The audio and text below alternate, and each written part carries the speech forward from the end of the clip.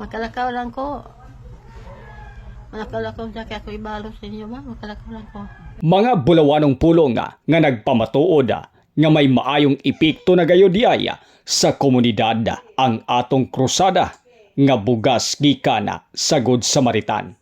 Mauning tungura dihang nakaabot ang krusada sa barangay Pagalungan ning Dakbayan sa Cagayan de Oro.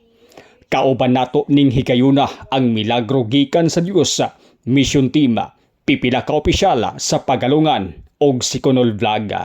Maoy atong gibisitahan ang 80 anyos nga tigulang. Dinhi atong nadiskubrihan nga may balatian ang anak ni nanay og naghigda na lamang. Sa kaguol sa inahan, nadungagan pa ang kapaita dihang siya nasaba ang kalit na lamang nga dili na makalakaw. Tungod niini, dili malikayang mawad-an na gayoda sa gana sa kinabuhi tungod sa problema nga gisagubang. Apan dihang miabot ang atong grupo sa ilang Pinoyanan na bit-bita ang gamayng grasya nga gikan sa mga Good Samaritan. Dako ang kalipay ni nanay og nahatagag kadasig. Og siya miingon na Makalakaw lang ko. Makalakaw siya kaya ako ibalo sa inyo ba? Makalakaw lang ko.